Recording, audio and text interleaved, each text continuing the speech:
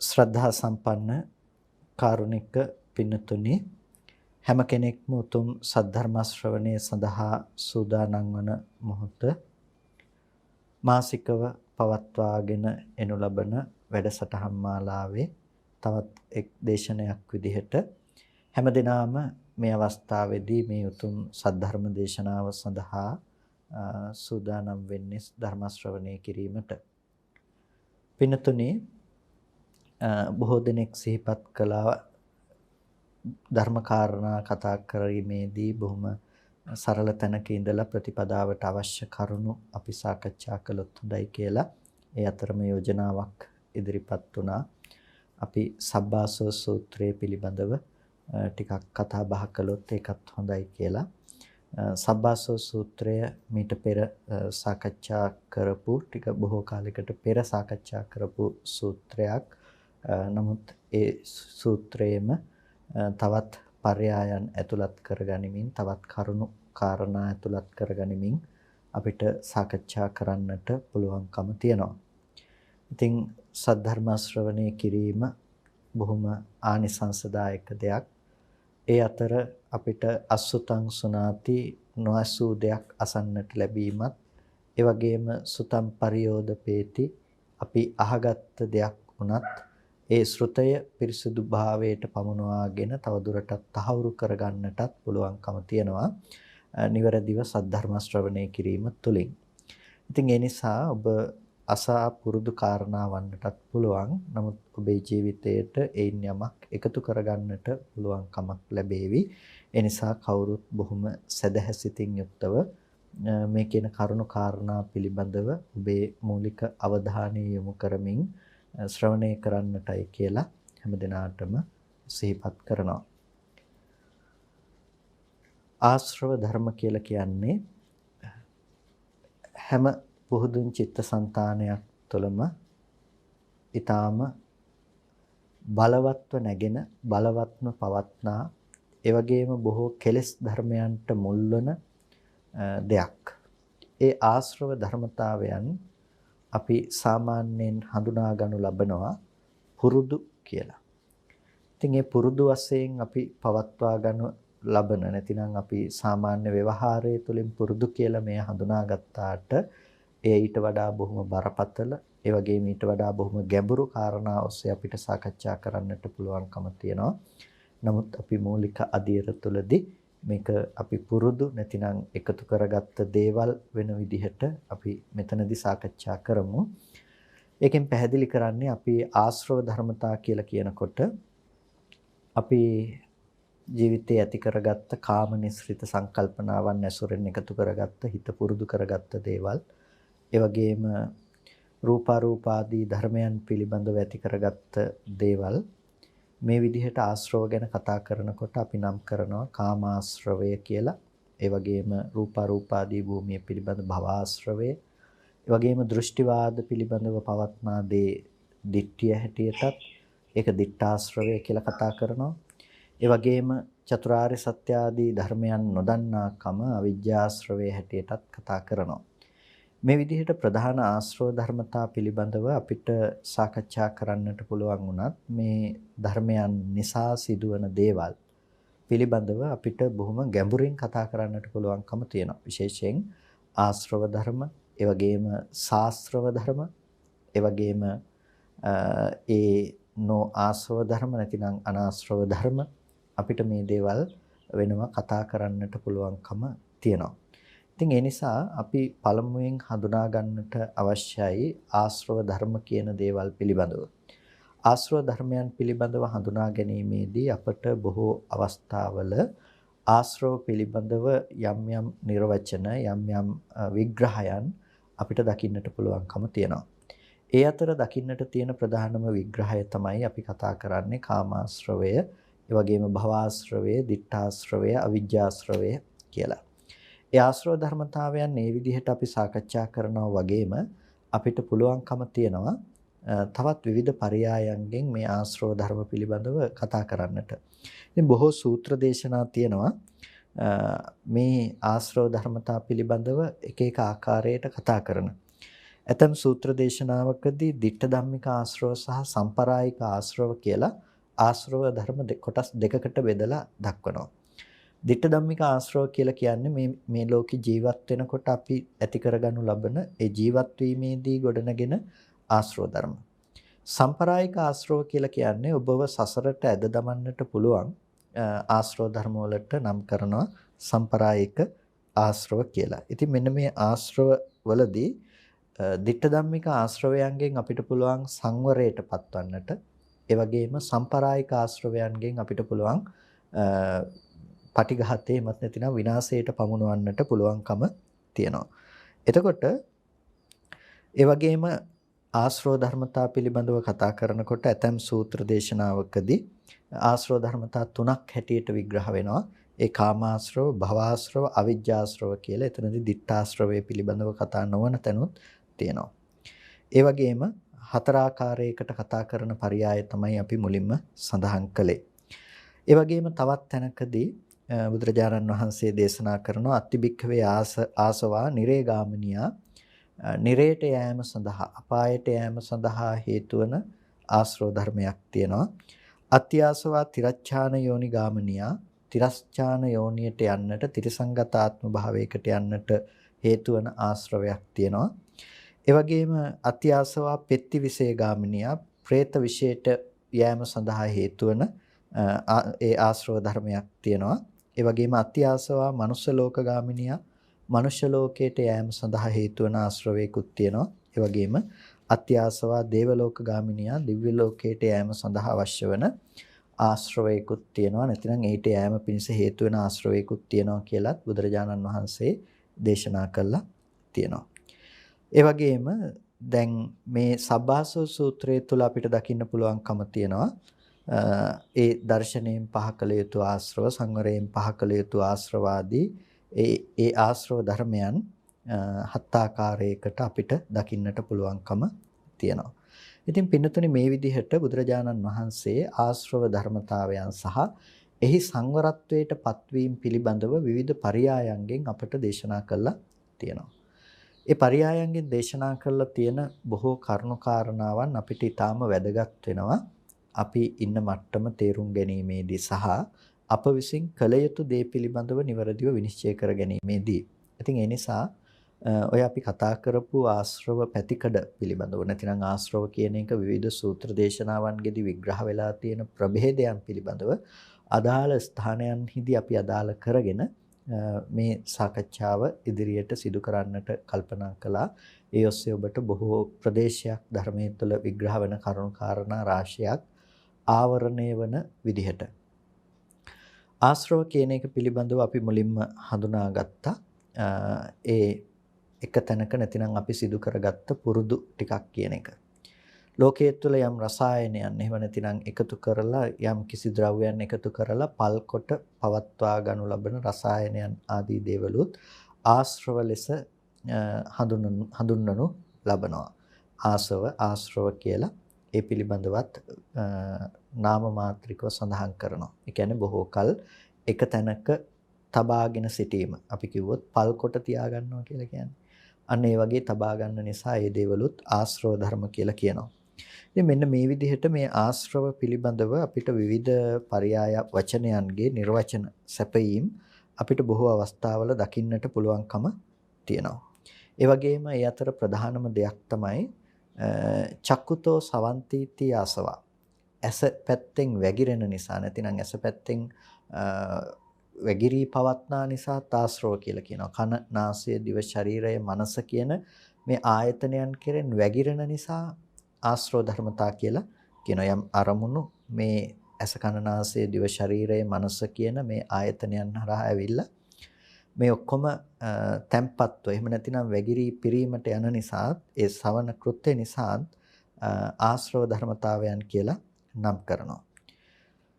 මේ විදිහට යම් යම් වචන වලින් අපිට ආශ්‍රව කියන වචනය නිර්වචනය කරන්නට පුළුවන්කම තියෙනවා. නමුත් මෙතනදී අපි ආශ්‍රව කියන දේ අපි හඳුනා ගනු ලබන්නේ මේ කාමාශ්‍රව, භවආශ්‍රව, දිඨාශ්‍රව, අවිජ්ජාශ්‍රව කියන සතර ආශ්‍රව ධර්මතාවයන් පිළිබඳව දක්වන විග්‍රහයට අනුව ගිහිල්ලා.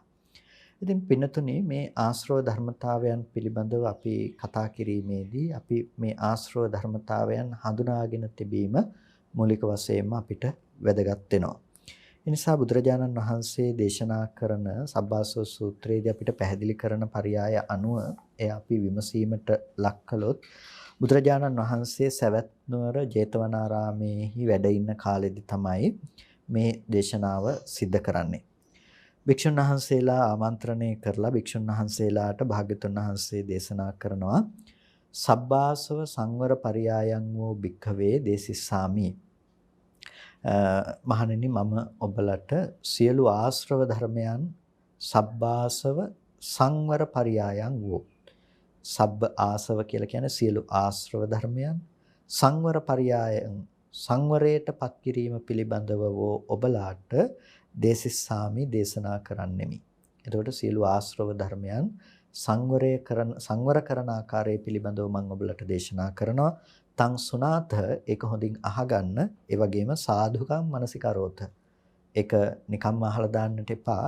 ඒක සාධුකම් මනසිකරෝත. නැවත නැවත මෙනෙහි කිරීමට ලක් කරන්න. නැවත නැවත ඒ අනුව සම්මර්ෂණය කරන්නට කියලා භික්ෂුන් වහන්සේලාට අවවාද කරලා භාසිස්සාමි කියලා මම මෙසේ කියමි කියලා බුදුරජාණන් වහන්සේ භික්ෂුන් වහන්සේලාට මේ සූත්‍ර දේශනාව දේශනා කරනවා. එතකොට ඥානතෝ අහම් භික්ඛවේ පස්සතෝ ආසවානං khයං වදාමි නෝ අජානතෝ නෝ අපස්සතෝ. ඥානතෝ අහම් භික්ඛවේ පස්සතෝ ආසවානං khයං වදාමි. මහණෙනි මම දන්න කෙනාට ඥානතෝ ඒ වගේම පස්සතෝ දකින්න කෙනාට. එතකොට මේ දන්න කෙනාටත් දකින්න කෙනාටත් තමයි මේ ආශ්‍රවයන්ගේ ක්ෂය පිළිබඳව බුදුරජාණන් වහන්සේ දේශනා කළේ. ඒ කියන්නේ අපි පළවෙනි කරුණ තමයි ආශ්‍රව ධර්මයන් ක්ෂය කිරීමට ආශ්‍රව ධර්මතාවයන් ඉවත් කිරීමට තමයි කටයුතු කරන්නේ. ආශ්‍රව ධර්මයන් ඉවත් කිරීමට කටයුතු කිරීමේදී ඒක කාටද ඒක වෙන්නේ? ඥානතෝ පස්සතෝ. ඒ කියන්නේ දන්නහුට සහ දකින්නහුට. දැනගන්න කෙනාට සහ දකින්න කෙනාට. එතකොට දැනගන්න කෙනා කියලා කියන්නේ යම්කිසි විදිහකින් කල්යාණ මිත්‍ර සේවනයේ තුලින් ඒක සුතමය ඥානයේ තුලින් ලබා ගන්න දෙයක්. ඒකයි ඒ දැනුම කියන දේ ඥානතෝ කියලා කියන්නේ. ඒ වගේම පස්සතෝ කියලා කියන්නේ ඒක දර්ශනාර්ථයකින් යම්කිසි දෙයක දැකීමක් කියලා කියන්නේ ඒක දර්ශනාර්ථයක්. ඒ කියන්නේ පෙනීම කියන දේ තමයි එතනදී සිද්ධ වෙන්නේ. එතකොට ඒ දැකීම කියන දේ එතන සිද්ධ වෙනකොට ඒක අපිට අර දන්න බවට එහා ගිහිල්ලා දකින්න බව කියන එක විශේෂත්වයක් දකින්නට පුළුවන්කම තියෙනවා. ඒ කියන්නේ දන්න දේම ප්‍රත්‍යක්ෂ ලෙස තමා තුළ උපදෝගත් බවක්. යම්කිසි දෙයක් දැනගත් පමණින් ඒ දේ ප්‍රත්‍යක්ෂ අවබෝධයක් ඇත්තේ නැහැ කෙනෙකුට. නැතිනම් ප්‍රත්‍යක්ෂ ලෙස අවබෝධ කරන්නට පුළුවන් කමක් ඇත්තේ නැහැ. ඒ නිසා තමයි අපිට අවශ්‍ය වෙන්නේ ඒ දැනගත්ත දේ නැවත නැවත බහුලීකృత කිරීම තුළ ඒ කාරණාව ප්‍රත්‍යක්ෂ ලෙස අවබෝධ කරගන්නට බුදුරජාණන් වහන්සේ ළඟට ඇවිල්ලා භික්ෂුන් වහන්සේලා දහම් කරුණක් පිළිබඳව විමසලා ඒ දහම් කරුණ පිළිබඳව තේරුම් අරගෙන ප්‍රතිපදාව වැඩිම පිණිස ගියේ ඒක දැනගෙන. ඒ වගේම මේක තමා තුළ දැකීමත් සමග තමයි තම సంతానගත කෙලෙස් ධර්මයන් ප්‍රහාණයකට ලක් වෙන්නේ. කියන්නේ තමන්ගේ හිතේ තියෙන සියලු කෙලෙස් ධර්මයන් දුරු වීමට යන්නේ ඒ උතුම් දර්ශනයක් දැක්කොත් දර්ශනයක් ලබා ගත්තොත් ඒකෙන්. ඒ නිසා බුදුරජාණන් වහන්සේ මුලින්ම දේශනා කරනවා ඥානතෝ අහම් භික්ඛවේ පස්සතෝ ආසවානං khයං වදාමි. මහණෙනි මම දන්න කෙනාට සහ දකින්න කෙනාට තමයි ආශ්‍රව ධර්මයන්ගේ ක්ෂය පිළිබඳව දේශනා කරන්නේ. නෝ අජානතෝ නොදන්නා කෙනාට නෙමෙයි, නෝ අපස්සතෝ ඒ වගේම නොදකින්න කෙනාට නෙමෙයි.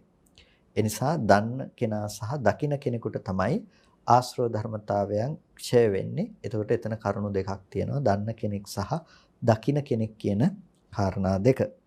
එතකොට බුදුරජාණන් වහන්සේ අහනවා කිංච බික්ඛවේ ඥානතෝ කිංචි පස්සතෝ ආසවානං khයෝ හෝති.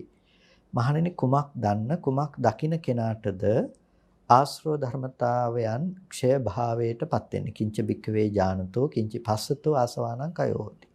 කොහොම කුමක් දකින කෙනෙකුටද මේ ආශ්‍රව ධර්මතාවයන් ක්ෂය භාවයටපත් වෙන්නේ. එතකොට යෝනිසෝච මනසිකාරං අයෝනිසෝච මනසිකාරං. යෝනිසෝ මනසිකාරය සහ අයෝනිසෝ මනසිකාරය. බුදුරජාණන් වහන්සේ දේශනා කරනවා යෝනිසෝ මනසිකාරය සහ අයෝනිසෝ මනසිකාරය කියන මේ දෙකම පිළිබඳව දන්න කෙනාට දකින කෙනාට තමයි මේ ආශ්‍රව ධර්මතාවයන් ක්ෂය කරන්නට පුළුවන්කම තියෙන්නේ. අයෝනිසෝ භික්ඛවේ මනසිකරෝතෝ අනුප්පන්නාචේව ආසවා උපජ්ජಂತಿ. අයෝනිසෝ මනසිකාරය නිසා අනුප්පන්නාචේව ආසවා උපජ්ජಂತಿ නෝපන් ආශ්‍රව ධර්මයෝ ඉපදීමට යනවා. අයෝනිසෝ මනසිකාරය නිසා නෝපන් ආශ්‍රව ධර්මයෝ ඉපදීමට යනවා. ඒ වගේම උපන් ආශ්‍රව ධර්මයෝ වැඩිවීමට යනවා. අයෝනිසෝ මනසිකාරයේ තියෙන ලක්ෂණය තමයි යම්කිසි කෙනෙක් අයෝනිසෝ මනසිකාරයේ වඩනවා නම් අයෝනිසෝ මනසිකාරයේ වැඩිම නිසා නූපන් ආශ්‍රව ධර්ම උපදිනවා. උපන් ආශ්‍රව ධර්ම වැඩිවීමට යනවා. එතකොට ඒ විතරක් නෙමෙයි. යම්කිසි විදිහකින් යම් කෙනෙකුට අයෝනිසෝ මනසිකාරයේ පැවැත්ම සිද්ධ කරනවා නම් ඒ අයෝනිසෝ මනසිකාරයේ පැවැත්මම ඔහුට අර යථාභූත ඥාන දර්ශනයේ වහලා යෝනිසෝ මනසිකාරයේහි ඉපැත්ම සම්පූර්ණයෙන්ම වළක්වා දමනවා. ඉතින් ඒ නිසා අකුසල ධර්මයන් ඉපදීම හා සමානවම සිද්ධ කරන දේ තමයි ඇත්ත පෙන්වීම නැතිනම් විද්‍යාවේ හට ගැනීම යෝනිසෝ මනසිකාරය වසා දැමීම කියන දේ. යෝනිසෝ මනසිකාරයේ තුලින් කෙනෙකුට අනුප්පන්නාච්චේව ආසවාන උපජ්ජಂತಿ නූපන් ආශ්‍රව ධර්මයන් ඉපදීමට යන්නේ නැහැ. ඒ වගේම uppannāca ආසවා පහියන්ති ඉපදුනා වූද ආශ්‍රව ධර්මතාවයන් ප්‍රහීන භාවයටපත් වෙනවා කියලා බුදුරජාණන් වහන්සේ දේශනා කරනවා. ඒකට දැන් මේ විදිහට අපි බලනකොට අපිට තේරුම් ගන්නට පුළුවන්කම තියෙනවා මෙතනදී යෝනිසෝ මනසිකාරය සහ අයෝනිසෝ මනසිකාරය පිළිබඳව බුදුරජාණන් වහන්සේ දේශනා කරනවා බොහොම ප්‍රධාන වශයෙන්ම. යෝනිසෝ මනසිකාරය සහ අයෝනිසෝ මනසිකාරය තමයි එහෙනම් මේ ආශ්‍රව ධර්මතාවයන් නූපන්නාශ්‍රව උපදින්නටත් උපන්නාශ්‍රව ධර්මතාවයන් දියුණු වෙන්නටත් හේතුවක් බවට පත් වෙලා තියෙන අයෝනිසෝ මනසිකාරය. ඒ අයෝනිසෝ මනසිකාරය යම් කිසි කෙනෙක් භාවිත කරනවා නම් ඒ භාවිත කිරීම සිද්ධ කරන්නේ ඔහුගේ තියෙන දර්ශනයෙහි තියෙන අඩු බව නිසා. ඒ කියන්නේ යථාර්ථවාදී දැක්ම පිළිබඳව ඔහුගේ තියෙන්නේ අඩු තක්සේරුවක් නැතිනම් එතන යථාර්ථවාදී ඥාන දර්ශනයක පැවැත්මක් නැහැ. පැවැත්මක් නැති නිසා තමයි එයාට අයෝනිසෝ මනසිකාරයේහි පැවැත්මක් තියෙන්නේ. එතකොට අපිට මෙතනදී තේරුම් ගන්නට වෙනවා බුදුරජාණන් වහන්සේ යෝනිසෝ මනසිකාරය අයෝනිසෝ මනසිකාරය පිළිබඳව බොහෝ අවස්ථාවල දේශනා කරනවා. විශේෂයෙන් අංගුත්තර නිකායේදී අපිට බොහෝ තැන්වල යෝනිසෝ මනසිකාර සහ අයෝනිසෝ මනසිකාරය පිළිබඳව දකින්න පුළුවන්කම තියෙනවා. යෝනිසෝ මනසිකාරය කියන කරුණ පිළිබඳව කතා කරනකොට නුවණින් මෙනෙහි කිරීම කියන දේ බොහෝ සන්දර්භයන් ඔස්සේ බුදුරජාණන් වහන්සේ දේශනා කරපු තැන් අපිට අංගුත්තර නිකාය පුරාවට දකින්නට පුළුවන්කම තියෙනවා. ඒ අතරතුර නීවරණ ධර්මයන්ට හේතු විදිහට සුබ නිමිති ආදී දේවල් අයෝනිසෝ මනසිකාරය කිරීම නිසා ඒ නීවරණයන් උපදිනවා කියන නීවරණ වග්ගයේදී පැහැදිලි කිරීම අනුව සියලු නීවරණයන්ට හේතුවත් නූපන් නීවරණ උපදින්න උපන් නීවරණ පැවැත්මට කියන දේවල් වලට උපකාරක වන්නේ අයෝනිසෝ මනසිකාරය. ඒ පරයයම මෙතනදී භාවිත වෙනවා. ඒ තමයි අයෝනිසෝ මනසිකාරයේ සියලු ආශ්‍රව ධර්මයන්ගේ පැවැත්මට සහ පැවැත්මට වැඩි දියුණු වීමට අයෝනිසෝ මනසිකාරය හේතු වෙනවා කියන එක. අයෝනිසෝ මනසිකාරය සහ යෝනිසෝ මනසිකාරය පිළිබඳව අපි විමසා බලනකොට අපිට එතනදී දකින්න පුළුවන්කම තියෙනවා.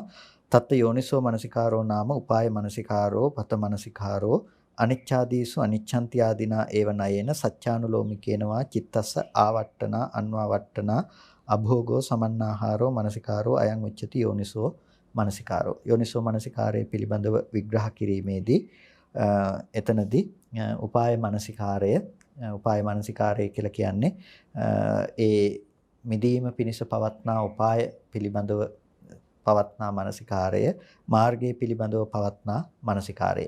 ඒක තවදුරටත් විග්‍රහ කරනවා. අනිච්ඡාදීසු අනිච්ඡන්ති ආදීනා ඒව. අනිත්‍ය ආදී ධර්මයන්හි අනිත්‍ය ආදී වශයෙන් බැලීමම තමයි මෙතනදී යෝනිසෝ මනසිකාරයයි කියලා කියන්නේ. අයෝනිසෝ මනසිකාරය කියලා කියන්නේ අනුපාය මනසිකාරෝ. උපාය පිළිබඳව මෙනෙහි කිරීමක් නැහැ. ඒ කියන්නේ දෙයක් පිළිබඳව යථාර්ථවාදී දැක්මක් නැහැ කියන එක. ඒ නික්මීම පිණිස උපන් ආශ්‍රව උපදින්නේ කුමක් නිසාද කියලා හොයන්නට අවශ්‍යතාවයක් නැහැ. උපන් ආශ්‍රවයන්ගේම ගැලී වාසය කරනවා. ආශ්‍රවයන් නිසා දුක එන පැතිකඩටම නැවත නැඹුරු වෙලා කටයුතු කරනවා. ඒක තමයි අයෝනිසෝ මනසිකාරයේ තියෙන ලක්ෂණය. උප්පත මනසිකාරෝ. වැරදි මාර්ගයන්හි හිත මෙහෙවනවා. කාමාශ්‍රව පැත්තෙන් භවආශ්‍රව, දිඨාශ්‍රව, අවිජ්ජාශ්‍රව ආදී වැරදි පැතිකඩවල් වලින් තමන්ගේ හිත මෙහෙවනවා. මේ අයෝනිසෝ මනසිකාරයක් ඇති කෙනෙකු විසින්. ඒ වගේම අනිච්චේ නිච්ඡන්ති, අනිත්‍ය දේ නිට්ටයයි කියලා ඇති කරගන්න විපල්ලාසයක හිත පිහිටා සිටිනවා.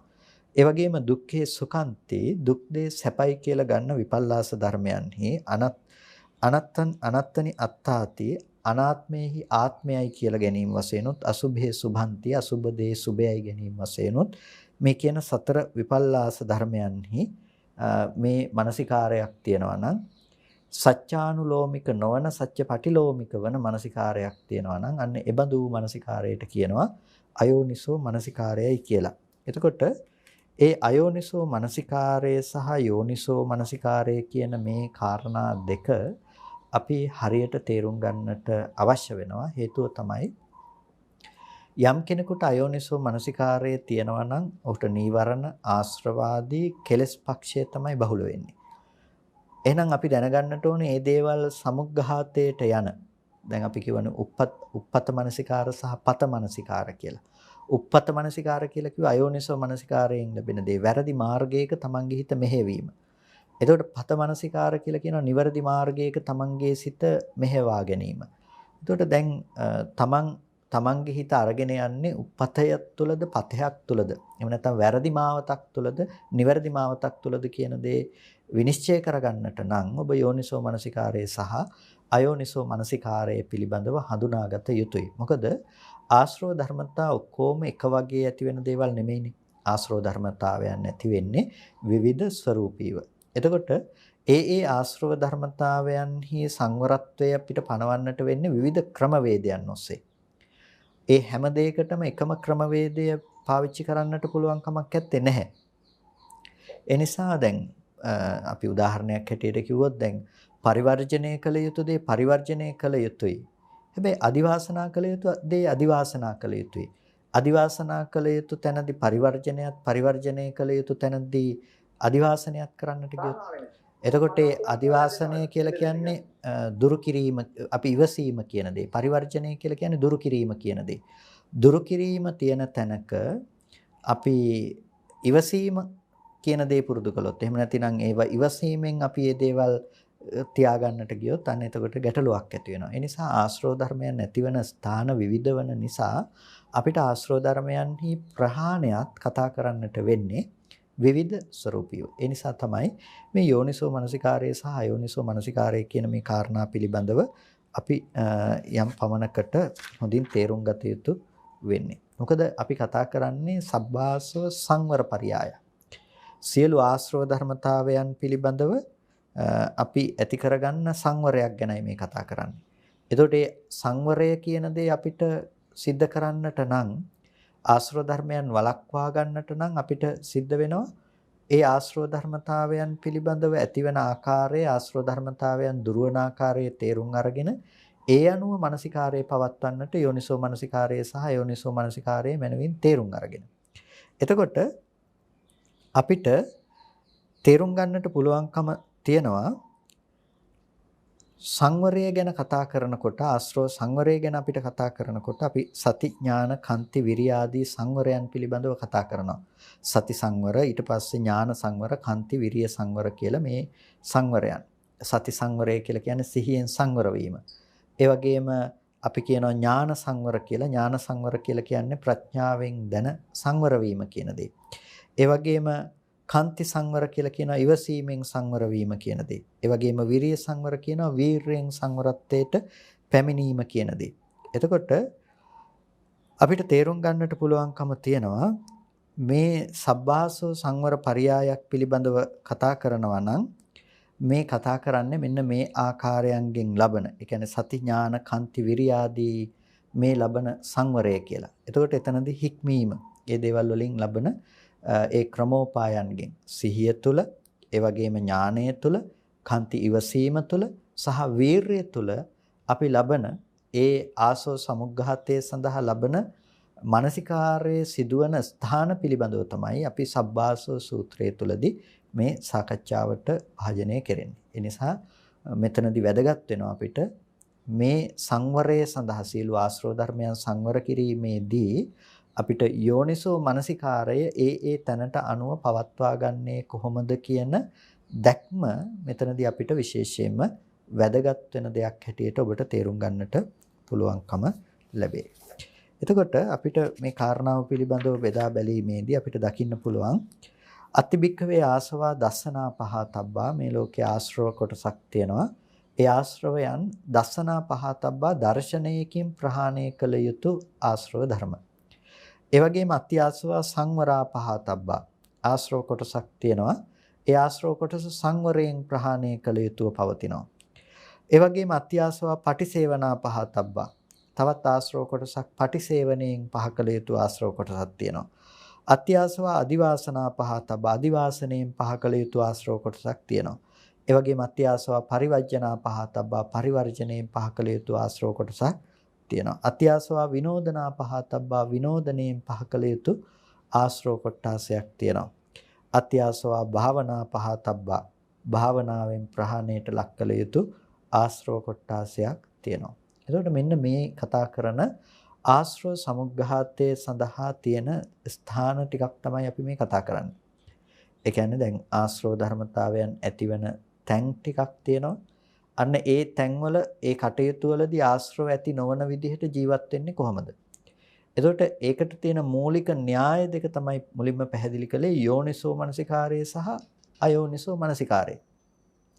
දැන් අතිබික්කවේ ආසවා සංවරා පහතබ්බා කියනකොට සංවරයෙන් ප්‍රහාණය කළ යුතු ආශ්‍රව තියෙනවා.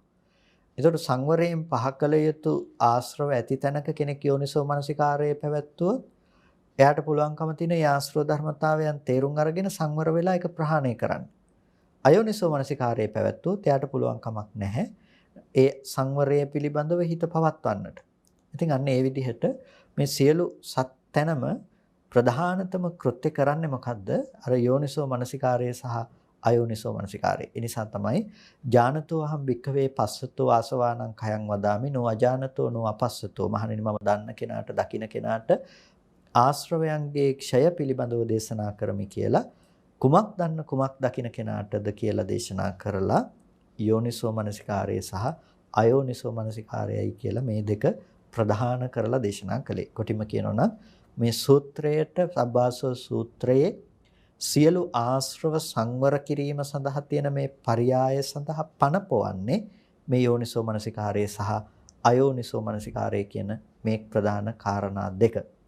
යෝනිසෝ මනසිකාරයේ පැත්තට තියෙනවා නම් කෙනෙකුට මේ සත්‍යනක උපදින ආශ්‍රව ධර්මතාවයන් නූපදීමට යනවා. උපන් ආශ්‍රව ධර්මයන් ප්‍රහාණය දුරු වීමට යනවා. ඒ වගේම මේ සත්‍යනක උපන් ආශ්‍රව ධර්මයන් යම් කිසි කෙනෙකුට අයෝනිසෝ මනසිකාරයේ තියෙනවා නම් නූපන් දේවලුත් මේ සත්‍යන උපදිනවා. උපන් දේවලුත් වැඩි දියුණු වෙනවා.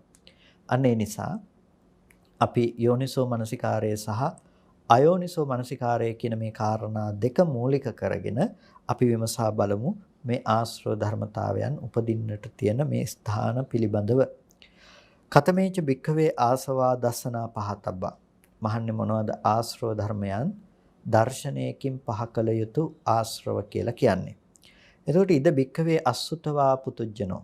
මේ ලෝකයේ ජීවත් වෙනවා අසෘතවත් පුතජනෙක්. අසෘතවත් කියලා කියන්නේ ශ්‍රුතවත් භාවයක් නැති පුද්ගලයාට කියනවා අසෘතවත් කියලා. ඒ කියන්නේ ඇසූ පිරූ තැන් ඇති බවක් නැහැ. ඒක තමයි අශෘතවත් කියලා කියන්නේ. ඒ අශෘතවත් පුද්ගලයෙක් ඉන්නවා නම් ඒ පුද්ගලයා අශෘතවත් පෘතජ්ජන කියලා හඳුන්වනවා. ඔහු ආර්යයන්ගේ ධර්මය අහලා නැහැ. ධර්මයේ පිළිබඳව තේරුමක් නැහැ. අවබෝධයක් නැහැ. අරියාණං අදස්සාවි ආර්යයන් දැකලා නැහැ. ඒ වගේම අරිය ධම්මස්ස අකෝවිදෝ ආර්ය ධර්මයේහි දක්ෂයෙකුත් නෙමෙයි. ආර්ය දකින්නට නැතිනම් ඒ කෙනාට ආර්යයන් පිළිබඳව ඒ ධර්මයේහි තියෙන කෝවිද බවක් ලබන්න පුළුවන් කමකුත් නැහැ. ආර්යයන් දැක්කොත් තමයි ආර්ය ධර්මයේ කෝවිද බවක් ඇති කරගන්නට පුළුවන්කම තියෙන්නේ. ආර්යයන් S2ට කෙනෙක් නොදකින්නවා කියනවම නෙමෙයි S2ට දකින්නත් පුළුවන්. නමුත් ඔහුට ආර්යයන් හඳුනා ගන්නට සත්පුරුෂයන් හඳුනා ගන්නට පුළුවන් කමක් නැහැ. සත්පුරුෂයෝ ආර්යව හඳුනාගත්තොත් ඔවුන් කියා දෙන වචන, ඔවුන් කියා දෙන පණිවිඩය අහලා එහි දක්ෂයෙක් බවට පත්වන්නට පුළුවන්කම තියෙනවා. ඒ නිසා තමයි කියන්නේ අරිය ධම්මස්ස කෝවිදෝ කියලා. ආර්ය ධර්මයේහි කෝවිද බව කියලා. අශෘතවත් පෘථජ්ජනයාගේ ස්වභාවය තමයි අරිය ධම්මස්ස අකෝවිදෝ. ඒකේ දක්ෂයෙක් වෙන්නේ නැහැ කෙනා. ඇයි ආර්යෙක් දකින්නේ නැති නිසා. සත්පුරුෂයෙක් දකින්නේ නැති නිසා. ඒ වගේම ඒ කෝවිද නොවන අදක්ෂ පුද්ගලයාට කවදාවත් හික්මෙන්නට පුළුවන් කමක් නැහැ. ඒ නිසා තමයි අරිය ධම්මේ අවිනීතෝ කියලා කියන්නේ. ආර්ය ධර්මයේහි විනීත බවක් ඔහු තුළ ඇත්තේ නැහැ. එතකොට මේ සත්පුරුෂ ධර්මයේහි ආර්ය ධර්මයේහි අවිනීත බවක් නම් යම් කෙනෙක් සතු තියෙන්නේ ඔහු අශෘතවත් පෘතජ්ජනෙක්. අනේ අශෘතවත් පෘතජ්ජනයට මොකද්ද වෙන්නේ? ඒකේනා මානසිකරණීයේ ධම්මේ නප්පජානාති. මානසිකරණීය වූ ධර්ම මෙනෙහි කළ යුතු වූ ධර්ම මෙනෙහි කරන්නේ නැහැ. මෙනෙහි කළ යුතු ධර්ම මෙනෙහි කරන්නේ නැහැ. අමනසිකරණීය ධම්මේ නප්පජානාති. අමනසිකරණීය ධර්ම මෙනෙහි නොකළ යුතු දේවල් දන්නේ නැහැ. මේ දේවල් මෙනෙහි කළ යුතුයි කියලා මෙනෙහි කළ යුතු දේ දන්නේ නැහැ. මේ දේවල් මෙනෙහි නොකළ යුතුයි කියලා මෙනෙහි නොකළ යුතු දේවල් පිළිබඳව දන්නේ නැහැ. එතකොට මොකද වෙන්නේ? එයා මෙනෙහි කළ යුතු දේ මෙනෙහි කරන්නේ නැහැ. මෙනෙහි නොකළ යුතු දේ මෙනෙහි කරනවා. එයා ඒ පිළිබඳව අවබෝධයක් නැති කෙනෙක්. අවබෝධයක් නැහැ කියලා කිව්වේ සත්පුරුෂයෝ දැකලා නැහැ. ආර්යෝ දැකලා නැහැ. ඒ නිසාම එහි දක්ෂ බවක් නැහැ. ඒ නිසාම එහි හික්මිලා නැහැ. එතකොට කෙනෙක් ඉන්න පුළුවන් සත්පුරුෂයෝ දකින්න පුළුවන්. හැබැයි සත්පුරුෂ ධර්මයේහි කෝවිද නොවෙන්නට පුළුවන්. ඔහුටත් මේ කාරණාව ගෝචර කරගන්නට පුළුවන් කමක් නැත්තේ නෑ. කෙනෙක් ධර්මයේහි කෝවිද බවක් උපදව ගන්නටත් පුළුවන්. හැබැයි ඔහු විනීත බවක් නැති වෙන්නට පුළුවන්. ඒ නිසා ආශ්‍රව ධර්මයන් දුරු කරගන්නට පුළුවන්කම තියෙන්නේ මේ කරුණු තුනක් සම්පූර්ණ වෙන කෙනාට. මොනවද? සත්පුරුෂයන් දකින, සත්පුරුෂ ධර්මයේහි දක්ෂවන, සත්පුරුෂ ධර්මයේහි හික්මෙන කියන මේ කරුණු ටික සම්පූර්ණ කරගත්ත කෙනාට ශ්‍රොතවත් ආර්ය ශ්‍රාවකයෙක් බවට පත්වන්න පුළුවන්කම තියෙනවා. එතකොට මුලින්ම කතා කරන්නේ දර්ශනයකින් පහ කළ යුතු ආශ්‍රව ධර්ම පිළිබඳව. කොහොමද දර්ශනයෙන් ආශ්‍රව ධර්මතාවයන් ප්‍රහාණය කරන්න කියලා. එතකොට මේ ධර්මයන් ප්‍රහාණය කරනකොට ඉස්සෙල්ලම කියනවා කොහොමද ඒ කෙනා වැරදි විදිහට ලෝකේ ජීවත් වෙන්නේ. ලෝකේ වැරදි විදිහට ජීවත් වෙන කෙනාගේ ස්වභාවය මොකද්ද? එයාගේ ස්වභාවය තමයි මානසිකරණීයේ ධම්මේ නප්පජානාති කියලා කිව්වේ. මනෙහි කළ යුතු දේවල් මෙනෙහි කරන්න එයා දන්නේ නැහැ. නප්පජානාති. අමනසිකරණීයේ ධම්මේ නප්පජානාති. එයා නොමෙනෙහි කළ යුතු දේ දන්නෙත් නැහැ. මෙනෙහි කරන්න ඕන දේවල් දන්නේ නැහැ. නොමෙනෙහි කරන්න ඕන දේවල් දන්නේ නැහැ. එතකොට ඒ විදිහට කිරීම තුළින් එයා මොකද කරන්නේ? යම් කිසි විදිහකින් මෙනෙහි නොකළ යුතු දේ මෙනෙහි කරනවා. මෙනෙහි කළ යුතු දේ මෙනෙහි නොකර ඉන්නවා. එතකොට මොනවද බුදුරජාණන් වහන්සේ දේශනා කරනවා? මොනවද මෙනෙහි කළ යුතු දේ, මොනවද මෙනෙහි නොකළ යුතු දේ කියලා අපිට දේශනා කරනවා. කතමේච භික්ඛවේ ධම්මාන මනසිකරණීයා යේ ධම්මේ මනසිකරෝති. නොමෙනෙහි කළ යුතු ධර්ම මොනවද? අර අසෘතව පෘතජ්ජනය මෙනෙහි කරන්නේ. මෙනෙහි කරන අසෘතව පෘතජ්ජනය යම් කිසි දෙයක් නොමෙනෙහි කළ යුතු දේ, ඒ කියන්නේ නොසිතිය යුතු දේ හිතනවා නම් මොනවද හිතන නොසිතිය යුතු දේ?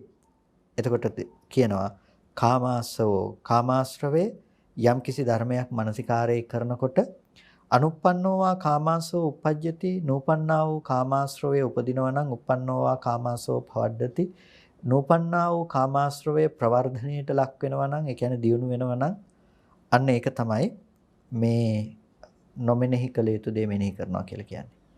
ඒ වගේම නූපන් භවආශ්‍රවය උපදිනවා නම් උපන් භවආශ්‍රවය වැඩෙනවා නම් නූපන් දිට්ඨාශ්‍රවය උපදිනවා නම් උපන් දිට්ඨාශ්‍රවය වැඩෙනවා නම් නූපන් අවිජ්ජාශ්‍රවය උපදිනවා නම් උපන් අවිජ්ජාශ්‍රවය වැඩෙනවා නම් අන්න එබඳු වූ ධර්ම තමයි මෙනෙහි නොකළ යුතු වූ ධර්ම. නමුත් අසෘතවත් පෘතජ්ජනය මෙනෙහි කරන ධර්ම. එතකොට අපිට තේරුම් ගන්නට වෙනවා දැන් මෙතන අපි ප්‍රධාන කාරණා කිහිපයක් කතා කරනවා. කරුණු හතරක් මෙතනදී මොනවද? මෙනෙහි කළ යුතු ධර්ම හැටියට අපිට පෙන්වන්නේ කාමාශ්‍රව, භවආශ්‍රව, දිට්ඨාශ්‍රව, අවිජ්ජාශ්‍රව ප්‍රහීන වන විදිහේ මානසිකාරය. හැබැයි අසෘතව පෘතජ්ජනය එක දන්නේ නැහැ. දන්නේ නැති නිසා එයා ඒක මෙනෙහි කරන්න යන්නේ. එයා මෙනෙහි කරන්නේ නොමෙනෙහි කළ යුතු දේ. මොනවද නොමෙනෙහි කළ යුතු දේ? නූපන් කාමාශ්‍රවයේ උපදින විදිහට, උපන් කාමාශ්‍රවයේ වැඩෙන විදිහට. දැන් මෙතනදී මේ කතා කරන්නේ මේ දර්ශනය පිළිබඳවනේ. ඒ කියන්නේ ආශ්‍රව ධර්මතා මොනවද දර්ශනයකින් ප්‍රහාණය කරන කියලා අහලා තමයි මේ විදිහට මේ දේශනාව සිද්ධ කරන්නේ. එතකොට දැන් අපිට තේරුම් ගන්නට වෙනවා දැන් මෙතන ආශ්‍රව ධර්මතා හතරක් කතා කරනවා. මේ හතරම කතා කරන තැන එක මූලයක් තියෙනවා. මොනවද මේ කතා කරන්නේ? අර ආශ්‍රව ධර්මතා හතරම උපදින්නේ වැරදි විදිහට පවත්වන මානසිකාරයක් නිසා. මෙනෙහි කළ යුතු දේ මෙනෙහි කරන්න දන්නේ නැතිකම නිසා තමයි ඒ ආශ්‍රව උපදින්නේ. මෙනෙහි කළ යුතු දේ නිවැරදිව මෙනෙහි කරන්න දන්නේ නැහැ. නොමෙනෙහි කළ යුතු දේ මෙනෙහි කිරීම නිසා තමයි ආශ්‍රව ධර්මතාවයන් උපදින්නේ. අන්න ඒකට තමයි අයෝනිසෝ මනසිකාරය කියලා කිව්වේ. එතකොට මෙන්න මේ අයෝනිසෝ මනසිකාරය සම්පූර්ණයෙන්ම මේ දර්ශන භූමියට අදාළ වන අයෝනිසෝ මනසිකාරයට සහ මේ යෝනිසෝ මනසිකාරය කියන මේ දෙකට අදාළ වන විෂය පරාසය අපි ටිකක් විමසීමට භාජනය කළොත් අපිට පේනවා පින්නතුනේ අපි කෙලස් ඇති කරගන්න භූමිය මොකක්ද කියන එක. කාමාශ්‍රවය කියලා කියන්නේ අපිට කෙලස් ඇති කරගන්න භූමිය පිළිබඳව තේරුම් ගන්න පුළුවන් තැනක්. භවආශ්‍රවය කියලා කියන්නේ කෙලස් ඇති කරගන්න භූමිය පිළිබඳව තීරණය කරගන්න පුළුවන් තැනක්. දිට්ඨි අවිජ්ජා කියන මේ ආශ්‍රව ධර්මතාවයන් කියලා කියන්නේ අපිට මේ කෙලස් ඇති කරගන්න තැන පිළිබඳව නිවැරදිව විනිශ්චය කරගන්නට තේරුම් ගන්නට පුළුවන් තැනක්. කාම ආශ්‍රවය කියලා කියන්නේ මොකද්ද? කාමාශ්‍රවය කියලා කියන්නේ කාමයේ අනුව අපි පවත්වන මානසිකාරය තුලින් අපි එකතු කරගත්ත පුරුදු ටිකට කියනවා කාමාශ්‍රව කියලා. එතකොට කාමාශ්‍රවයේ ස්වභාවය තමයි කාමයේ පැත්තේ අපි එකතු කරගත්ත දේවල් ගොඩක් තියෙන එක. කාමය කියලා කියන්නේ මොනවද? එතකොට කාමය කියලා අපි කතා කරනකොට ප්‍රධාන කාරණාවන් අපි කතා කරනවා වස්තුකාම සහ කිලේශකාම කියලා කාමයේ කොටස් දෙකකට බෙදලා. එතකොට වස්තුව පැත්ත සහ වස්තුන් පිළිබඳව පවත්වන කෙලෙස් ධර්ම හැටියට මේ කාමය ප්‍රධාන වශයෙන් කතා කරනවා. ඒ වගේම තවත් විදිහකින් කාම ගුණ සහ කාම කියලා කතා කරනවා. කාම ගුණ කියලා කියන්නේ කාමය නොවන නමුත් කාමයේ පවත්වා ගැනීම සඳහා හේතු වන දේවල්. අපි කාමයේ පවත්වා ගන්න මොන දේවල් තුලද කියලා බැලුවොත් අපිට දකින්න පුළුවන්කම තියෙන්නේ ලෝකය තුල අපිට අත්විඳින්නට ලැබෙන දේවල්. කාමය කියලා කියන්නේ හිතේ කැමැතිවන ස්වභාවයනේ. හිතේ නැවත නැවත කැමැතිවන ලක්ෂණයෙන් හෙබි නැවත නැවත දේවල් බලාපොරොත්තු වෙන තැන තමයි කාමයයි කියලා කියන්නේ. එතකොට ඒ හිතේ ඇති කරගන්න ඇලීම කියන දේ හිතේ ඇති කරගන්න කැමැතිවන ස්වභාවය තමයි කාමය. ඒ කාමය අපිට හම්බ වෙන්නේ අද යම්කිසි ක්ෂේත්‍රයක් තුළ. ඒ කියන්නේ යම් තැනක අපි හිතනවා ඒ කාමයේ පවතිනවා කියලා. ඒ කාමයේ පවත්වන්නට අපිට යම් දෙයක් අවශ්‍යයි. හරියට වතුර ටිකක් අපිට රැඳිලා තියෙන්නට තැනක් ඕනේ වගේ මේ කාමයේ පවතින්නට තැනක් අවශ්‍යයි. අන්නේ කාමයේ පවත්වන්නට අවශ්‍ය වන තැන තමයි පංචකාම ගුණ හැටියට හඳුන්වන්නේ. නමුත් පංචකාම ගුණ කවදාවත් කාමයේ බවට පත් වෙන්නේ නැහැ. වතුර ටික දාලා තියාගන්නට උපකාර වන කෝප්පය වතුර නොවනවා වගේ. කවදාවත් කෝප්පේ වතුර බවට පත් වෙන්නේ නැහනේ. කෝප්පේ වෙනම දෙයක්, වතුර කියන්නේ වෙනම දෙයක්. හැබැයි වතුර කෝප්පයක් බවට පත්වීමේදී මේ කෝප්පය උපකාරී වෙලා තියෙනවා මේ වතුර ටික මේ විදිහට පවතින්නට. අන්න ඒ වගේ අපි තේරුම් ගන්නට ඕනේ කාමය සහ කාම ගුණ කියන මේ ධර්ම පිළිබඳව. එතනදී කාමය කියලා කියන්නේ හිතේ ඇතිවන සංකල්පමය වශයෙන් ඇති කරගත්ත රාගයට කියනවා කාමය කියලා. සංකල්පමය වශයෙන් අරමුණු වල රංජනය වන බව. ඒ කියන්නේ අරමුණු වල ඇලෙන කම, අරමුණු අනුව සතුටු වන කම. අන්න ඒකට තමයි කාමය කියලා කියන්නේ. හැබැයි ලෝකේ මේ දේවල් වලට කාමයේ සංකල්පමය වශයෙන් ඇති කරගන්න දේවල් වලට කාමය කියලා කිව්වට කාම ගුණ කියලා දේවල් කවදාවත් කාමයේ බවට පත් වෙන්නේ නැහැ. මොනවද කාම ගුණ කියලා කියන්නේ? පංචකාම ගුණ කියලා කියනවා. රූප, ශබ්ද, ගන්ධ, රස, ස්පර්ශ කියන මේ දේවල් වලට. එතකොට දැන් කාමය කියන සංකල්පමය වශයෙන් ඇති කරගනු ලබන දේ පවත්වන්නේ අර පංචකාම ගුණයන් මත. ඒ කියන්නේ රූප, ශබ්ද, ගන්ධ, රස, ස්පර්ශ කියන පංචකාම ගුණයන් මත තමයි මේ කාමය කියන දේ පවත්වන්නේ. එතකොට අපිට පේනවා සංකල්පමය වශයෙන් කෙනෙකු සිතෙහි ඇති කරගනු ලබන ඒ කාමසහගත සංකල්පනාවන්ගේ පැවැත්මට උපකාරවත් වෙලා තියෙන විශේෂ හැටියට අපිට ලෝකයේ තුල අද ඇසුරු කරන්නට ලැබෙන වටපිටාව. ඒ කියන්නේ අපේ ඉන්ද්‍රිය ධර්මතා ටිකෙන් අපි ගන්න ආයතන ටික හරහා ගන්න දේවල්. රූප, ශබ්ද, ගන්ධ, රස, ස්පර්ශ කියන දේ. එතකොට වතුර කෝප්පේ කියලා අපි කතා කරනවා වගේ කෝප්පයේ වතුර නොවුනට වතුර කෝප්පය කියලා අපි කතා කරනවා වගේ අපේ ස්වභාවය තමයි අර කාමය සහ රූපය කියන දේ එකට තියලා අපි එකට ගැට ගහලා තියාගෙන ඉන්න එක.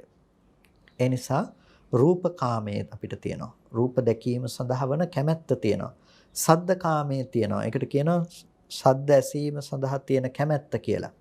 මේ විදිහටම රසකාමය, ස්පර්ශකාමය ආදී ලෙස අපිට කාමය නිර්වචනය කරන්නට පුළුවන්කම තියෙනවා. දැන් රූපකාම කියලා කියන්නේ රූපයෙන් කාමයේ උපදවන නිසාවත් රූපේ කාමයේ බවට පත්වන නිසාවත් නෙමෙයි. කාම සහගත වූ රූපස්කන්ධ තිබුණේ නැහැ. අපි රූපේ පිළිබඳව හඳුන්වනවා තමයි ඉට්ඨා, කන්තා, මනාපාදී ලෙස ඉෂ්ඨකාන්ත, මනාප, ප්‍රිය, සාත ස්වභාවයෙන් යුක්ත රූපේ කියලා අපි රූපේ ගැන හඳුන්වා දීමේදී කියනවා. ඒ ලෝකයට රූපේ ඇසුරු වෙන තැන. නමුත් රූපයේ සතර මහා ධාතුවේ හෝ උපාදාය රූපයේ තුල මොහතකට හටගෙන ඉතිරි නැතුව නැති වෙන රූපය ඇතුලේ තිබුණේ නැහැ කැමැති වෙන ස්වභාවය කියන දේ. එනිසා ඒ කැමැති වෙන ස්වභාවයේ රූපේහිලා දකිනවා නම් ඒක කෙනකෙනාගේ චිත්තසංතානගත වරදක් නිසා සිදුවන දෙයක්. ඒ නිසා අපි හොඳින් තේරුම් අරගන්නට අවශ්‍යයි මෙතන සිදුවන කරුණ මොකක්ද කියන එක. මෙතනදී කාමය කියලා කියන්නේ කෙනෙකුගේ සිතේ ඇති කරගනු ලබන සංකල්පනාව. එතකොට ඒක බාහිරට නිමිති විදිහට තියලා බැන්දට පස්සේ අර පංචකාම ගුණත් එකතු කරගෙන පංචකාම ගුණික කාමය අපිට දකින්න පුළුවන්කම තියෙනවා. දැන් මේ ලක්ෂණය නිසා ඇතිවෙන විශේෂත්වය මොකද්ද? මේ විදිහට කළාම ඇති වෙලා තියෙන දේ ප්‍රතිඵලය මොකද්ද? මේ ටික කළාම අපිට තියෙන ප්‍රතිඵලය තමයි පින්නතුනේ අපිට ලෝකය තුල එකතු කරගත්ත දේවල් ගොඩක් තියෙනවා. දැන් ඕගොල්ලොන්ගේ හිත පැත්තට පොඩ්ඩක් හැරිලා බැලුවොත් ඕගොල්ලොන්ගේ හිත පැත්තේ දැන් කැමැති ලෝකයක් තියෙනවානේ. කැමැති විදිහට ඇසුරු කරගන්න ලෝකයක් තියෙනවා. ඒ කියන්නේ ප්‍රියමනාප ඔබ කැමැති ලස්සන රූප ලෝකේ තියෙනවා. ඔබ කැමැති මිහිරි ශබ්ද ලෝකේ තියෙනවා. රස, ස්පර්ශ, ගන්ධ සුවඳ මේ දේවල් ලෝකේ තියෙනවා. ඒ තියෙන නිසා තමයි ඔබට පුළුවන්කම තියෙන්නේ හැම වෙලාවකදීම ඒ දේවල් ඇසුරු කරන්න. ඔබ ඒ දේවල් කරා යන්නේ ඒ දේවල් දැකීම පිළිබඳව ඇති කැමැත්තෙන්. ඒ දේවල් අහන්නේ ඒ දේවල් ඇසීම පිළිබඳව ඔබේ තියෙන කැමැත්තෙන්. හැමදාම දැන් මේ කාම ආශ්‍රවය පවතින්නේ කුමක් නිසාද? මෙතනදී අපි මුලින්ම සඳහන් කළා යෝනිසෝ මනසිකාරය සහ අයෝනිසෝ මනසිකාරය කියලා නිර්ණායක දෙකක් පිළිබඳව. අපිට තියෙන අයෝනිසෝ මනසිකාරයක් මොකද්ද? වරදවා මෙනෙහි කිරීමක්, අනිත්‍ය ආදී ධර්මයන්හි අනිත්‍ය වශයෙන් නොදන්නා ලක්ෂණයක්. ඒකේ ප්‍රතිඵලය තමයි හැම වෙලාවකදීම සංකල්පමය වශයෙන් සකස් කරගන්න කාමය රූපේ පැත්තේ දාලා ඉතුරු කරනකොට අපිට එහි නිමිති ඉතුරු වෙනකම අපිට එහි නිමිති ඉතුරු වෙනවා. ඒ නිසා කැමැති රූප අපිට හැමදාම ලෝකේ තියෙනවා.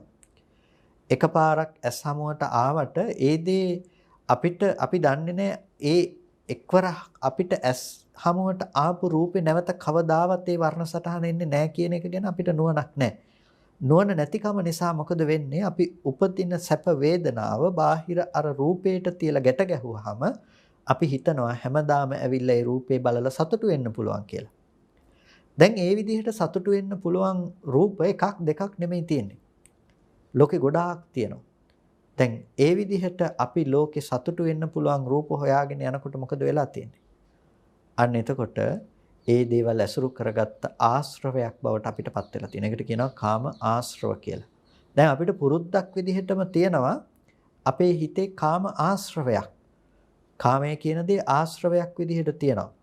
එතකොට දැන් රූපය කියන දේ පේන්නේ ඇහැට රූපේ ගැටෙන්නේ අනාත්ම විදිහටම. අනාත්ම වර්ණ සටහනක් විදිහට රූපේ ගැටුණට ආශ්‍රව සහිත මනසකින් මොකද වෙන්නේ? නැවත රූපේ පැත්තටම නැඹුරු වෙනවා. නැවත රූපේ පැත්තටම නැඹුරු වෙනවා. ඒක එළියේ තියනවා කියලා මේ පැත්තේ ආශ්‍රව සහිත මනසෙන් ගන්නෙ මේ දේ බාහිර පවතින බවට. ඒ නිසා රූපේට කියනවා සාස්ත්‍රව ධර්මයක් කියලා. ඒක ආශ්‍රව ධර්මයක් නොකියා ඒකට කියනවා සාස්ත්‍රව ධර්මයක් කියලා. ඒ කියන්නේ ආශ්‍රවයන්ට හිත දෙයක් රූපය කියලා කියන්නේ මේ ආශ්‍රව ධර්මයන්ගේ පැවැත්මට හිත දෙයක්. ඒ රූපේ දිහා බලාගෙන ඕන කෙනෙකුට ආශ්‍රව ඇති කරගන්න පුළුවන්කම තියෙනවා. ඒ වගේම ආශ්‍රව වලින් අරමුණු කරන මනසකට තමයි රූපය ඇසුරු කරන්න පුළුවන්කම තියෙන්නේ. රූපේ කාමාදී වශයෙන් ඇසුරු කරන්න පුළුවන්කම තියෙන ආශ්‍රව සහිත වූ මනසකට. එනිසා අපි මෙතනදී තේරුම් ගන්නට අවශ්‍යයි මොකද්ද මේ කාමාශ්‍රවයේ ස්වභාවය කියලා. දැන් අපි කතා කළේ කාමය කියන දේ සංකල්පමය වශයෙන් හිතේ ඇති වුණු දෙයක්.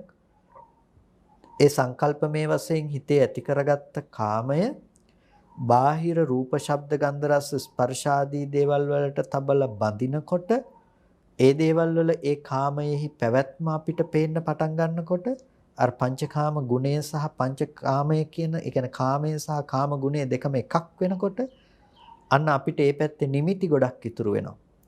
එතකොට අපිට කැමැති ලෝක අකමැති ලෝක පේන්න පටන් ගන්නවා. අපි කැමැති දේවල් සහ අකමැති දේවල් ලෝකෙ තුල අපිට වෙන් වෙනවා.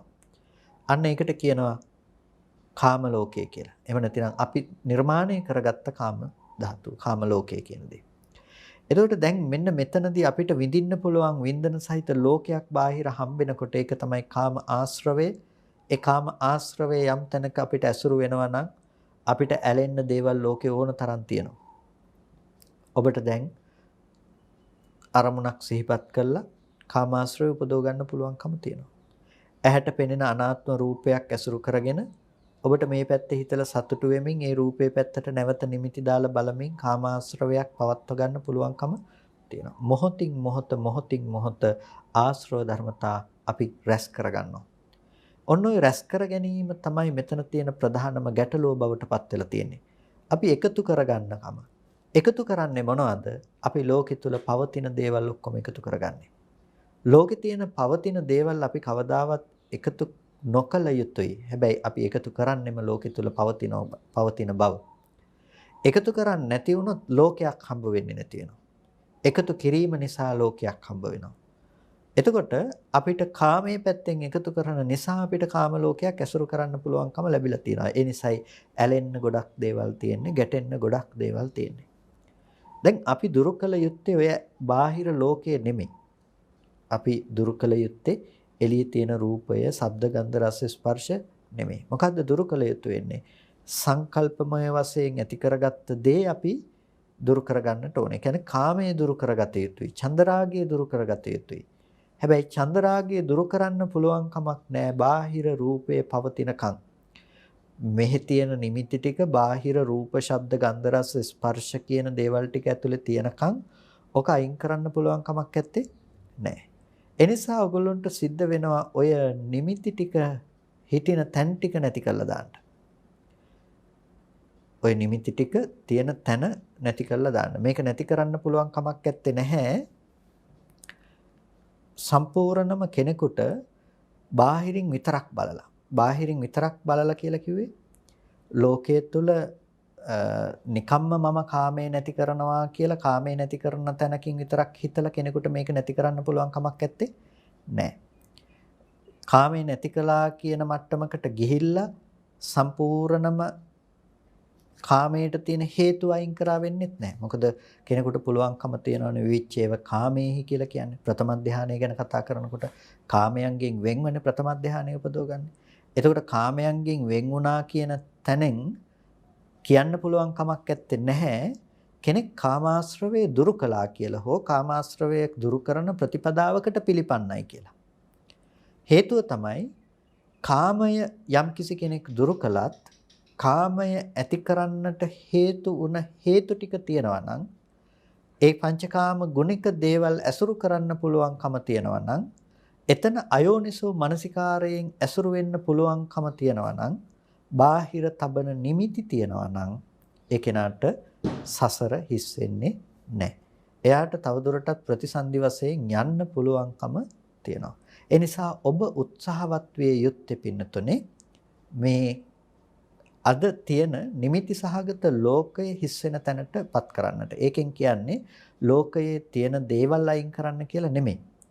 හැබැයි ලෝකයේ තියෙන දේවල් ඇති බවට හම්බෙනකම වෙනස් නොකොට ඔබට ඕක නැති කරන්න පුළුවන් කමකුත් නැහැ. ඒක ටිකක් වෙනස් කතාවක් හැටියට කෙනෙකුට ඇහුවොත් තේරෙන්න පුළුවන්. ඒ කියන්නේ මේ මොකක්ද එකම කාරණාව එකක් ඕනේ කියලා අපහු නැහැ කියනවා වගේ. ඒ කියන්නේ දැන්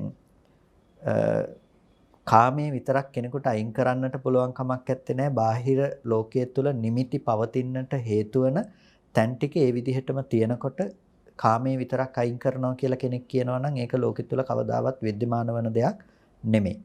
හැබැයි කෙනෙකුට ඒ දේවල් තියෙනකොට මේක අවබෝධ කරගන්නවා එහෙම නැතිනම් කාමේ නැති කරනවා කියන දේ කරන්න පුළුවන් කමක් නැත්තේ නෑ.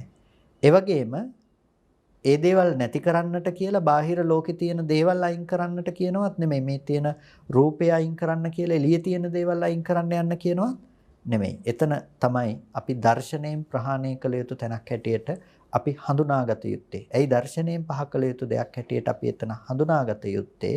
අපි ලෝකයේ තුල රූප, ශබ්ද, ගන්ධ, රස, ස්පර්ශ කියන දේවල් මත තමයි අපි කාමාදී මේ ආශ්‍රව ධර්මතාවයන් පවත්වන්නේ. එතකොට අපිට මෙතනදී යෝනිසෝ මනසිකාරයේ පවත්වන්න පුළුවන් නම් අනිත්‍ය දේ අනිත්‍යයි කියන දැක්ම, ලෝකේ අනිත්‍යයි කියන දේ අනිත්‍යයි කියන දැක්ම පවත්වන්නට පුළුවන් නම් ඒ යෝනිසෝ මනසිකාරයේ පැවැත්වීම තුළින් අපිට අර ලෝකයේ අනුව යන සංකල්පනා ඇති වෙන්නේ නැතුව යනවා. ඒ කියන්නේ ලෝකේ නිමිති හිටින් නැතුව යනවා.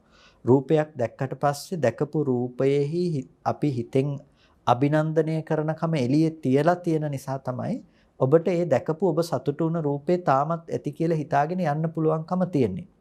හැබැයි ඔබ රූපයේ අනිත්‍යතාවය ප්‍රත්‍යක්ෂ කරනවා නම් අනිත්‍ය වූ රූපය නැවත ඇති බවට බාහිර ලෝකෙට නැඹුරු වෙන මෝඩකම අපි කරන්නේ නැහැ. අනිත්‍ය වූ දේ අනිත්‍යයි කියලා දකිනවා. ඒක තමයි යෝනිසෝ මනසිකාරය කියලා අපි හඳුනා ගන්නට යෙදුනේ. ඉතින් අපි පැවැත්විය යුත්තේ යෝනිසෝ මනසිකාරය. යෝනිසෝ මනසිකාරයේ පවත්වනකොට ඔබට අර පංචකාම ගුණයන්ගේ පැවැත්මක් හම්බ වෙන්නේ නැහැ. රූපාදී ධර්මයන්ගේ ලෝකේ ඇසුරු කරන්න පුළුවන් කියන එකක් හම්බ වෙන්නේ හම්බ වෙන්නේ නැති වෙනකොට ඒ තුල ඔබට කාමයේ පවත්වන්න පුළුවන් කමක් නැහැ. දැන් කාමයේ නැති කරලා තියෙන රූපාදී ධර්මයන්ගේ නොපැවැත්මෙන්. රූපාදී ධර්මයන්ගේ නොපැවැත්ම ඔබ ප්‍රත්‍යක්ෂ කරලා තියෙන අනිත්‍ය ආදී මාර්ග භාවනාවකින්. ඒකින් කරලා තියෙන්නේ වස්තුවක් විදියට බාහිර භෞතිකයේ ඉවත් කිරීම නෙමෙයි. ඇහැට පෙනෙන රූපේ කනට සද්ද ඇහෙන ශබ්දයේ පිළිබඳව ඔබ ප්‍රඥාවෙන් යුක්තව අවබෝධ කර ගැනීමෙන් තමයි ඒ ආශ්‍රව ධර්මයන්ගේ ප්‍රහාණය පිළිබඳව කතා කරලා තියෙන්නේ. ඉතින් මේ විදිහට අපිට කාම ආශ්‍රවය පිළිබඳව ඇති වුණු ආකාරය ගැන කතා කළොත් අපිට මෙතනදී විශේෂයෙන්ම මේ පරියාය අපිට දකින්න පුළුවන්කම තියෙනවා. සංක්ෂිප්ත ලෙස අපි කතා කළොත් ඇහැට පෙනෙන රූපයක් පිළිබඳව අපි ඇති කරගන්න කාමයේ කියන දේ සංකල්පමය වශයෙන් ඇති කරගන්න දෙයක්. ඒක කාම ගුණ හා මිශ්‍ර කරගෙන නිමිති ටික එළියේ තියලා තියෙනකොට අපිට මේ නිමිති අනුරූපව පවත්වන කාමයේ බාහිර ලෝකයේහි පවතින බවට ඔබට මනසෙහි ඇති පුරුද්දට කියනවා, මනසේ ඇති ගතියට කියනවා කාම ආශ්‍රවය කියලා. එතකොට ඒ සැප දුක් ආදී වේදනා රූප ශබ්ද ගන්ධ රස ස්පර්ශයන්ට පවරා දෙමින් ඒ දේවල් පසුපස හඹා යමින් සැප ලබන්නටත් ඒ දේවල් ඉවත් කරමින් දුක ඉවත් කිරීමටත් උත්සාහවත් වන ලෝකෙට කියනවා කාම ලෝකය කියලා. ඔවුන් කාම ආශ්‍රව පරේතව ජීවත් වෙනවා. ඒ කියන්නේ කාම ආශ්‍රව අනුව ගිහිල්ලා ජීවත් වෙනවා. ඒ නිසා අද අපි දුරු කළ යුත්තේ කාම ආශ්‍රවය කියන දේ. කාම ආශ්‍රවය දුරු කිරීම සඳහා යෝනිසෝ මනසිකාරය අපි භාවිත කළ යුතු වෙනවා. යෝනිසෝ මනසිකාරය භාවිත කරන්නට නම් අපිට මෙතනදී ඊටාම වැදගත් වෙනවා අයෝනිසෝ මනසිකාරයේ තේරුම් ගැනීම. ඒ නිසා අයෝනිසෝ මනසිකාරයේ පවත්වපු තැනම තමයි යෝනිසෝ මනසිකාරය උපදවා ගත යුතු වෙන්නේ. ඉතින් මේ යෝනිසෝ මනසිකාරයේ උපදවාගෙන හැම කෙනෙක්ම උතුම් නිර්වාණ අවබෝධයට පත්වන්න සියලු ආශ්‍රව ධර්මයන් ගෙවා දමන්නට කියලා ඔබට කල්යාණ මිත්‍ර භාවයෙන් සිහිපත් කරනවා. හොඳයි, එහෙනම් හැම දිනෙකම කල්පනා කරගන්න බොහොම ශ්‍රද්ධාවෙන් සද්ධර්ම ශ්‍රවණය කරගන්නට යෙදුනේ. මේ සිද්ධ කරගත්ත සියලුම කුසල ධර්මයන් අපි අනුමෝදන් කළ යුතු අයට අනුමෝදන් කරමු. පළමුවෙන් අපට අර්ථයෙන් ධර්මයෙන් අනුශාසනා කළ අපේ ධර්මාචාර්ය අවසරයි මාංකඩවල සුදස්සන ස්වාමීන් වහන්සේට, අවසරයි මාංකඩවල නන්දරත්න ස්වාමීන් වහන්සේට, ස්වාමීන් වහන්සේලා දෙනමටම උතුම් නිවනින් සැනසීම පිණිස මේ කුසලය හේතු පාරමිතාවක්ම වේවා කියලා සාදු කියලා හැමදෙනාම පින් අනුමෝදන් කරමු. ඒ වගේම මේ සිද්ධ කරගත්ත සියලු කුසල ධර්මයන් දෙවියන්ට අපි අනුමෝදන් කරමු. දෙවියෝ මේ පින් සතුටින් සාදුනාදයෙන් අනුමෝදන් වනු ලබත්වා. දෙවියන්ට මේ පින් උතුම් නිවනින් සැනසීම පිණිසම හේතු පාරමිතාවක්ම වේවා කියලා සාදු කියලා දෙවියන්ටත් පින් අනුමෝදන් කරන්න. ඒ වගේම ඔබ සෑම සිළු දෙනා නමින්ම මේ පරලෝකීය සියලුම ඥාතීන්ටත් අපි මේ පින් අනුමෝදන් කරමු. සියලුම ඥාති වර්ගයා මේ පින තමන් කළ පිනක් මෙන් සතුටින් සාදුනාදයෙන් අනුමෝදන් වනු ලබත්වා. ඥාතීන්ටත් උතුම් නිවනින් සැනසෙන්නට මේ කුසලය හේතු පාරමිතාවක්ම වේවා කියලා සාදු කියලා පින් අනුමෝදන් කරන්න. ධර්ම ශ්‍රවණය කළ ඔබ සෑම සියලු දෙනාටත් මේ උතුම් කුසලය ගෝර කටුක භයංකර දුක් සහිත සසරින් එතරව ලබන අමා මහ නිවනින් සැනසීම පිණිසම හේතු පාරමිතාවක්ම වේවා කියලා සාදු කියලා හැමදෙනාම පින් අනුමෝදන් වන්න. හැමදෙනාටම තෙරුවන් සරණයි.